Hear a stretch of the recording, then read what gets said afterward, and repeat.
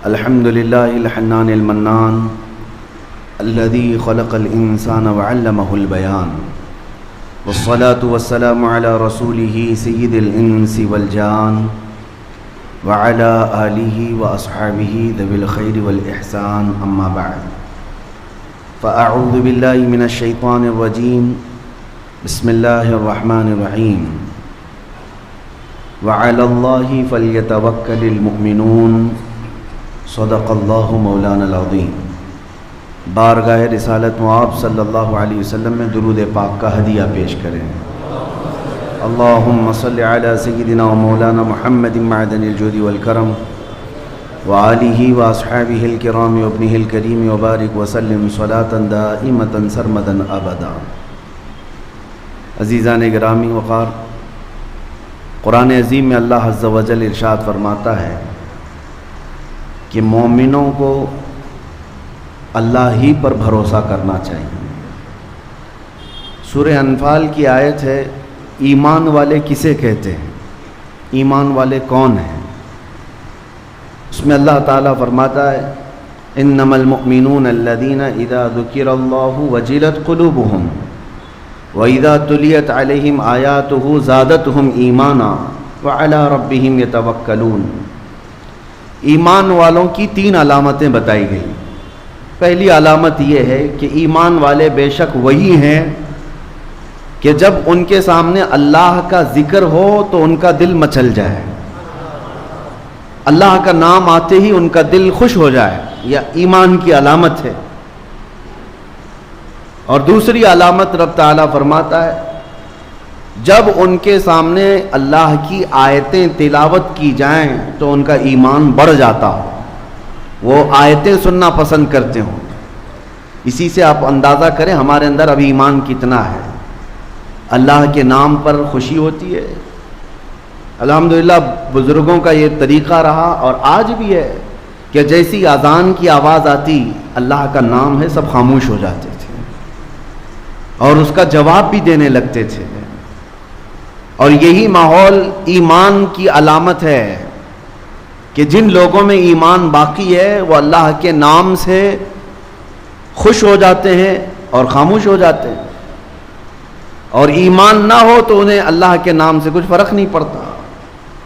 اور دوسری چیز، وہ اللہ کی آیتیں سن کر کے اپنا ایمان زیادہ کر لیتے ہیں۔ اذا تلیت علیہم آیاتہ زادتہم ایمانا، جب ان کے اوپر قرآن کی آیتیں، اللہ کی آیتیں تلاوت کی جائیں تو ان کا ایمان بڑھ جاتا ہو۔ یہ بھی آپ ٹرائی کر کے دیکھیں، قرآن کی آیتیں تلاوت کی جائیں تو دل لگتا ہے کہ نہیں لگتا ہے؟ اگر دل لگتا ہے قرآن سننے کا تو اس کا مطلب ہے کہ ایمان ہے، اور قرآن سننے کا دل نہیں کرتا، بھاگ جاتے ہیں تو نفاق ہے دل کے اندر، ایمان کامل نہیں ہے۔ اس کی سب سے بڑی علامت آپ کو رمضان المبارکہ میں دیکھنے کو ملتی ہے۔ حافظ قرآن اللہ کی آیتیں تلاوت کر رہا ہوتا ہے، کتنے لوگ ہیں جن کو قرآن سننے کی رغبت پیدا ہوتی ہے اور تلاوت پر ان کا ایمان بڑھتا ہو۔ ہونا یہی چاہیے میرے عزیزوں کہ جیسے اللہ کی آیتیں تلاوت کی جا رہے ہیں تمہارا دل لگنے لگ جائے، دل لگنے لگ جائے، یہ ایمان اندر ہے تمہارے پاس، ورنہ گھنٹوں گانے سنتے رہ جاتے ہیں، دوسروں کے ڈائلاگ، فلمی نغمے، نہ جانے کیا کیا چیزیں گھنٹوں تک سنتے رہ جاتے ہیں، بلکہ باقی سارے نغمے ایک جگہ پر، اللہ کا کلام اپنی جگہ، قرآن پاک سنتے ہی اگر ایمان بڑھنے لگتا ہے اور شوق بڑھتا ہے تو سمجھ لو کہ تمہارے اندر ایمان موجود ہے۔ تیسری چیز ایمان کی علامت، رب تعالیٰ فرماتا وَعَلَىٰ رَبِّهِمْ يَتَوَكَّلُونَ، اور جس کے سینے میں ایمان ہوتا ہے وہ صرف اپنے رب پر بھروسہ کرتے ہیں، صرف اللہ پر بھروسہ کرتے ہیں۔ آج مجھے یہی عرض کرنا ہے، ایمان جب کسی کے دل میں ہو تو وہ خوف و خطر سے آزاد ہو جاتا ہے۔ یہ فرمایا گیا کہ دو خوف اللہ تعالیٰ ایک دل میں نہیں ڈالتا، دو خوف ایک دل میں نہیں آتے، یا تو دنیا کا خوف بس جائے گا یا اللہ کا خوف بسے گا۔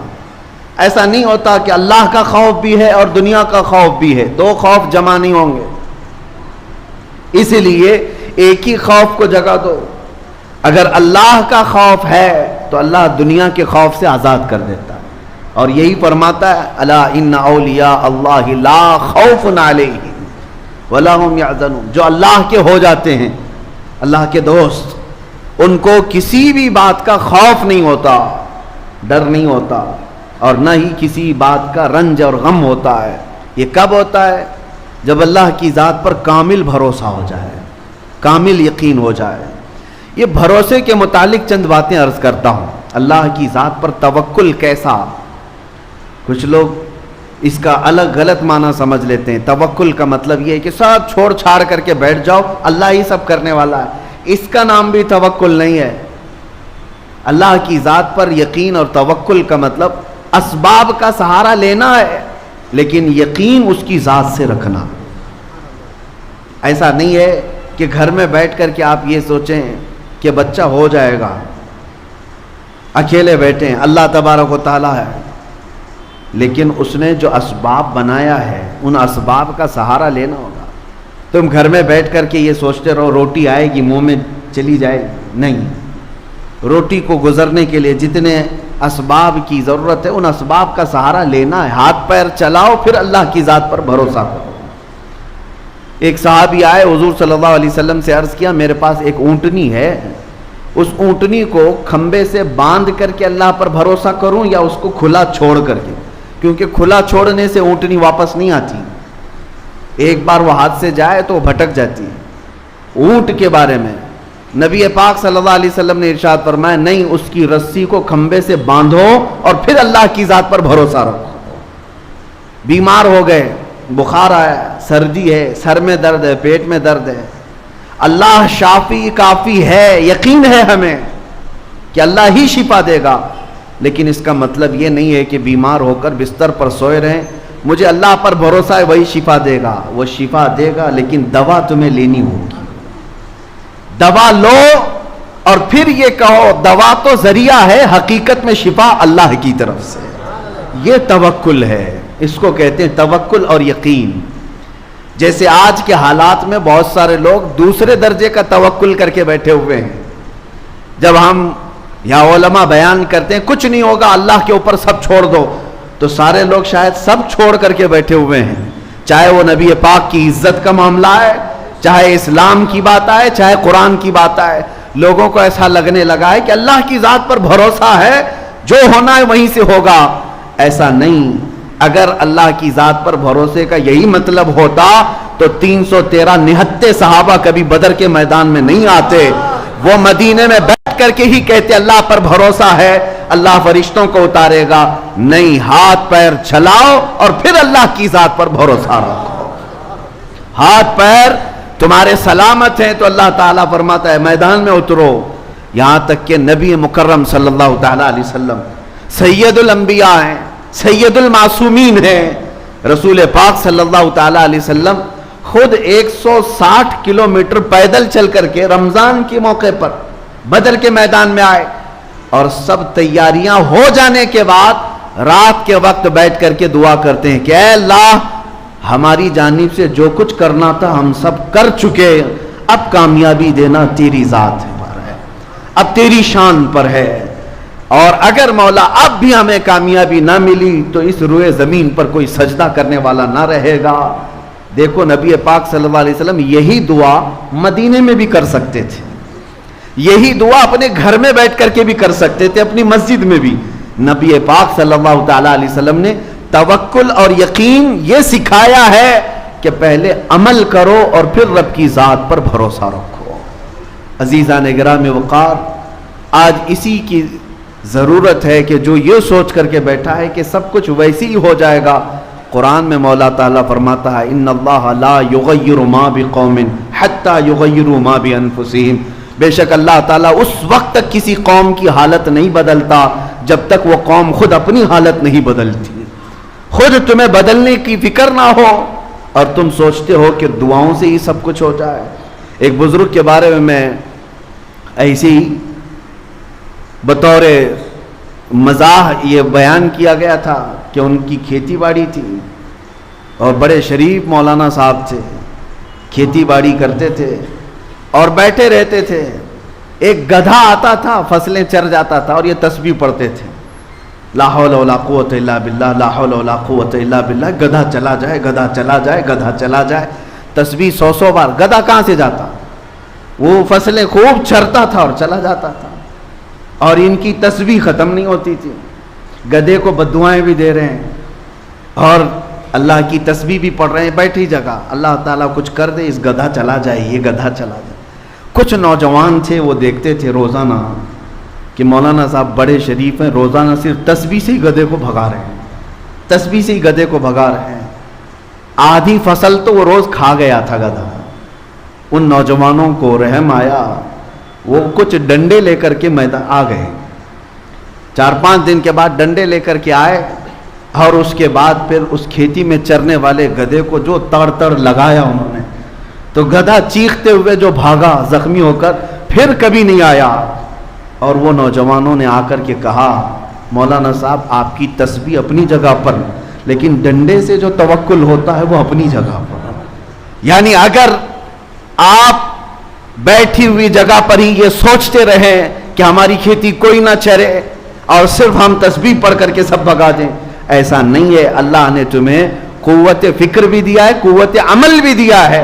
پہلے اس کا استعمال کرو اور پھر اللہ کی ذات پر بھروسہ کرو. اسی کو اقبال نے کہا تھا، قوت فکر و عمل پہلے فنا ہوتی ہے جب کسی قوم کی شوکت پہ زوال آتا ہے. کسی بھی قوم کے اوپر زوال جو آتا ہے وہ مفلوج ہونے کے بعد کچھ کرنا نہیں ہے، انہیں بیٹھے ہوئے کھانا ہے اور بیٹھے ہوئے سب نئے نئے کرشمے دیکھنا ہے، نئے نئے اچھمبے دیکھنا ہے بیٹھ کر کے. نہیں میرے عزیزو، اسلام نے تمہیں عمل کے میدان میں اتارا ہے. عمل کے میدان میں بے خوف و خطر اترو. نبی پاک صلی اللہ تعالیٰ علیہ وسلم کی سنتوں کو دیکھو.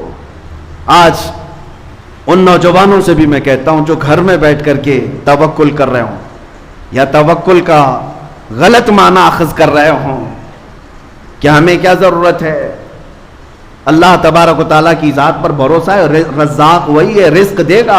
وہ جب چیونٹیوں کو رزق دیتا ہے تو ہمیں کیوں نہیں دے گا؟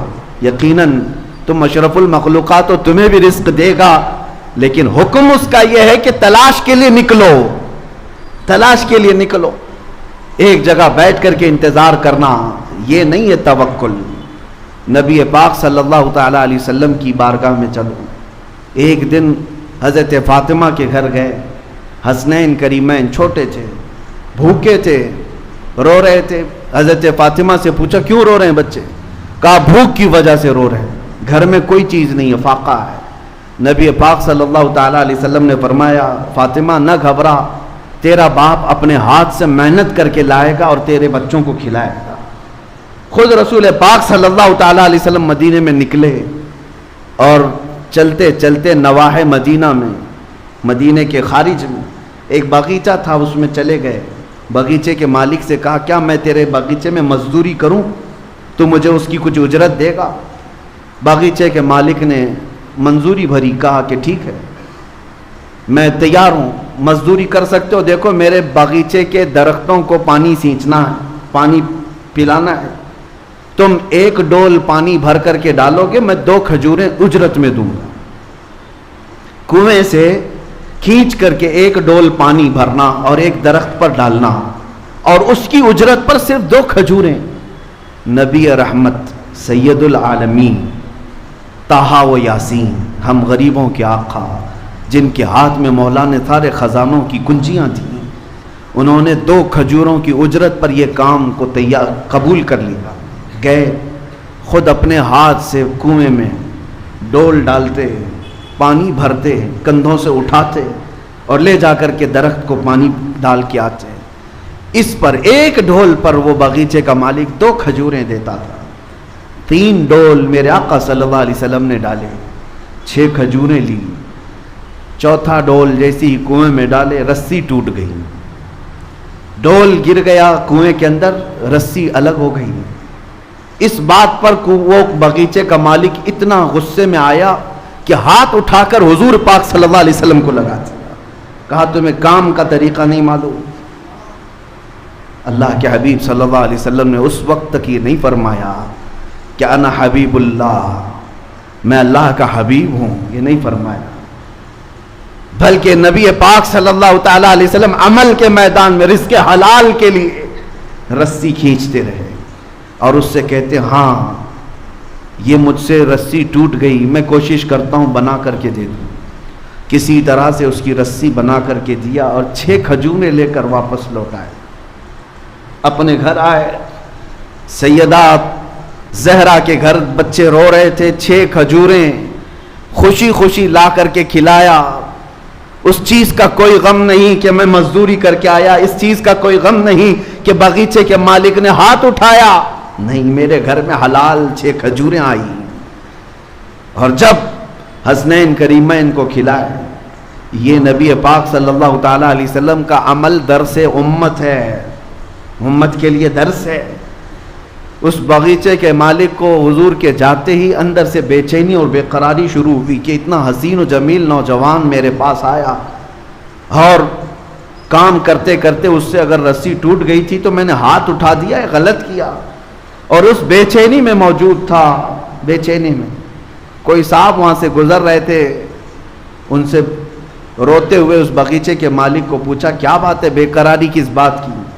اس نے کہا ایک ایسا مرد یہاں پر آیا تھا بڑا حسین و جمیل، اور اس نے رسی سے میرے باغیچے میں ڈول پانی بھر بھر کر کے سینچا، لیکن اس سے رسی ٹوٹ گئی تو میں نے ہاتھ اٹھایا، اس کے بعد سے مجھے بے چینی ہے۔ اس آنے والے نے پوچھا بتا تو صحیح ان کا حلیہ کیا تھا؟ حلیہ بتانے والے جو بتاتے تھے، اللہ اکبر، سنتے ہی ساننے والے ہیں، وہ صحابی رسول تھے، رو پڑے، کہا نادان تجھے پتہ نہیں وہ سید الانبیاء ہیں، وہ رسول خدا تھے جن پر تو نے ہاتھ اٹھایا۔ وہ نہیں جانتا تھا، وہ پہچانتا نہیں تھا۔ اس نے کہا اتنی بڑی شخصیت پر میں نے ہاتھ اٹھایا تو اس ہاتھ کی ضرورت نہیں، تلوار لیا اور اپنے ہاتھ کو مونڈھے سے کاٹ دیا، کہا مجھے اس ہاتھ کی ضرورت نہیں۔ عزیزان گرامی وقار، حضرت شہاب الدین قلیوبی رحمۃ اللہ علیہ نے اس کو لکھا ہے۔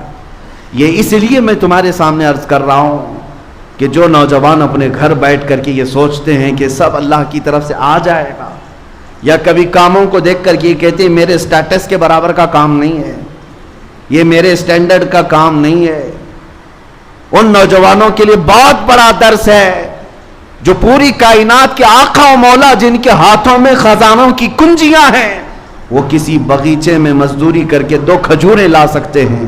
اے نوجوانوں، حلال کام کو کبھی ہلکا مت سمجھنا۔ آج بھی مدینہ طیبہ میں زیارتوں پر جاؤ تو ایک باغیچہ وہاں آج بھی موجود ہے جس کی زیارت لوگ کرواتے ہیں۔ وہ ایک یہودی کا باغیچہ تھا جس میں دن بھر مولا علی کرم اللہ وجہہ الکریم مزدوری کیا کرتے تھے، اور پھر وہاں سے بھی 2 درہم یا 3 درہم اس زمانے کے اجرت پر گھر لے کر کے آتے تھے۔ وہ شیر خدا، فاتح خیبر، اسد اللہ الغالب، اگر مزدوری کر کے باغیچے میں گھر چلاتے ہیں تو آج کے نوجوانوں کو کیا ہے؟ اس لیے میرے عزیزو، توکل کا مطلب یہ ہے کہ عمل کرو اور اللہ کی ذات پر یقین رکھو، اللہ کی ذات پر یقین رکھو، اور اس بھروسے کا فائدہ اتنا بڑا ہے، اتنا بڑا۔ آج جو لوگ تذبذب کے شکار ہیں، کل کیا ہوگا، پرسوں کیا ہوگا، کچھ نہیں ہوگا۔ اگر تمہارا عمل بالکل اللہ اور اس کے رسول کی فرمان کے مطابق ہے تب پھر اللہ کے حوالے کر دو سارے کام۔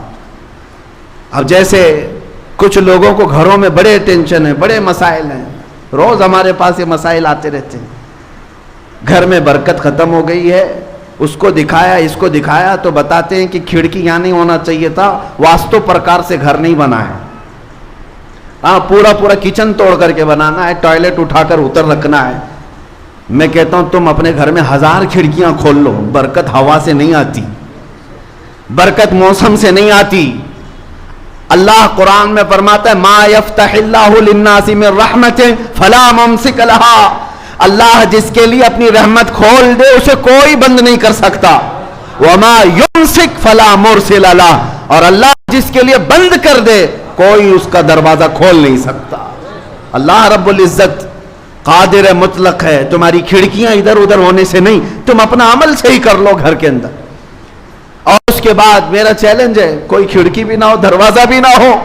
حدیث پاک میں ہے اللہ پر بھروسہ کرنے والا 70 دروازوں کے اندر بھی بیٹھے، مولا اسے پتھر سے بھی رزق عطا فرمائے، پتھر سے بھی اس کے لیے رزق کھول دے گا. اور یہ بھی حدیث پاک میں ہے اگر کوئی بندہ اللہ کی ذات پر بھروسہ کر کے اپنے آپ کو چھپانا چاہتا ہے، حضور فرماتے 70 دروازوں کے اندر بھی ہوگا، مولا اس کی محبت پوری کائنات کے دلوں میں ڈالتا.